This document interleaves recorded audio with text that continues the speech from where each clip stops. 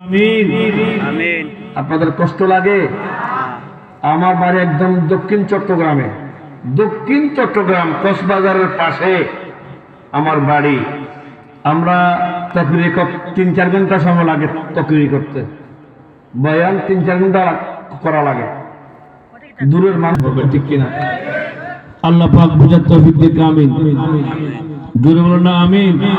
ও Medina তোমায় ভুলতে পারে বলেন, ও মদিনা তোমায় और तुम मोहब्बत नवाजे, ओ मदीना तुम्हें भूलते पारे ना आका, ओ मदीना तुम्हें কি করে বলবো তোমায়, বলো না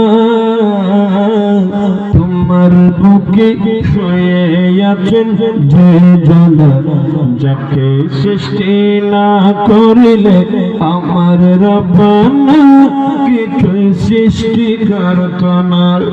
ও মদিনা তোমায় ভুলতে পারি না আকা, ও মদিনা তোমায়, তিনি আমার জানের জান, আমার প্রাণের প্রাণ, যাকে হারালে হারাব আমি দো জাহান, যার নামে না নিলে ও মদিনা, যাহার নামে দোয়া কবুল হয় না, তোমার বুকে শুয়ে আছেন যে জনা, যাকে সৃষ্টি না করিলে আমার রব্বানা কিছু সৃষ্টি করত না। ও মদিনা তোমায় ভুলতে পারি না, ও মদিনা তোমায় সালাতুন ইয়া রাসূলুল্লাহ আলাইকুম।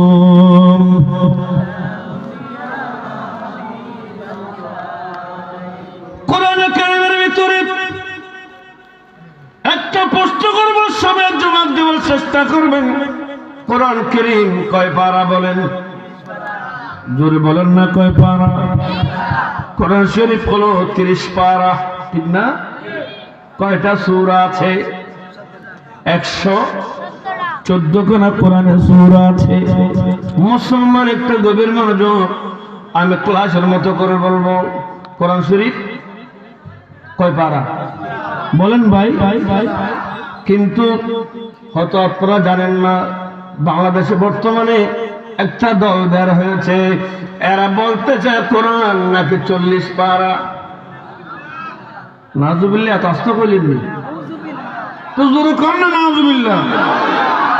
আরো অনেক দল বদল পেয়ে যাবেন, অনেক বড় জালেম পাবেন যারা কোরআন কারীমকে 40 পারা বলতে চায়। নাউজুবিল্লাহ বলেন। কোরআন শরীফ এটা বাড়ানো যাবে না, কমানো। বাড়ালেও কাফের হবেন, কমালেও কাফের। সূরা কয়টা আছে? 100। তারা বলতেছে সূরা নাকি 115। আরেকটা কি? কয়েকটা হলো সূরাতুল বেলায়ত। নাউজুবিল্লাহ বলেন। সব বাতিল, এগুলো সব বাতিল, এগুলোকে চিহ্নিত করবেন। কোরআন 30 পারা, ঠিক না? এখানে অনেক উলামায়ে কেরাম আছেন, এটা আল্লাহর ওলির জায়গা। অনেক বড় বড় মাদ্রাসা এখানে আছে। কোরআনে 30 পারার ভেতরে সূরা ফাতিহা আছে। সূরা ফাতিহা কয় পারায়? শুরুতে ঠিক আছে, শুরুতে ঠিক আছে। সূরা ফাতিহা কোরআনের 30 পারার বাইরে। কোরআন শরীফের পারা শুরু আলিফ লাম দিয়ে বলেন না।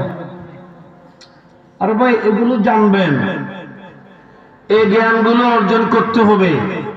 কিচ্ছা কাহিনী বলার সময় নাই, এগুলো অর্জন করবেন। কোরআন 30 পারা আর সূরা ফাতিহা কোরআনের 30 পারার বাইরে আছে।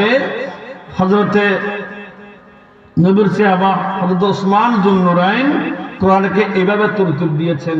আমার রাসূল পাককে আল্লাহ বলেছেন ওয়ালাকাদ আতাইনাকা সাবআম মিনাল মাসানি ওয়াল কুরআনাল আযীম। জোরে বলেন না সুবহানাল্লাহ। উনি হাফেজ সাহেব, আমাদের হারুন আনোয়ারি সাহেব, এটা কোন আয়াত না? ولقد آتيناك سبعا من المثاني والقرآن العظيم।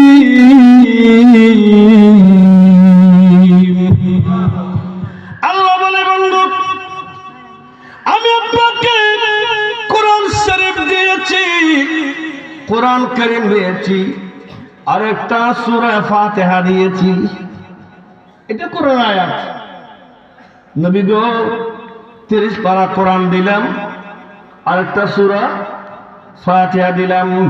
সূরা ফাতিহা কোরআন কারীমের ভূমিকা, ফাতিহা কোরআনের ভূমিকা, মুকদ্দমা, পেশ কালাম, ইন্ট্রোডাকশন, কোরআনের ভূমিকা সূরা ফাতিহা।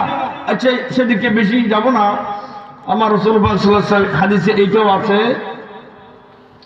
রাসূল পাক সাল্লাল্লাহু আলাইহি ওয়াসাল্লাম বলছেন সূরা ফাতিহাকে লো উদিয়া ফি কাফাতিল মিজানে, সূরা ফাতিহাকে যদি পাল্লা, আবার দাড়ি পাল্লা না, একটা বার দাড়ি পাল্লা, আমি দাড়ি পাল্লা কথা বলিনি, একটা পাল্লা আছে না, বাটকার আছে না, ওজন মাপেন, ওখানে দুইটা সাইড আছে।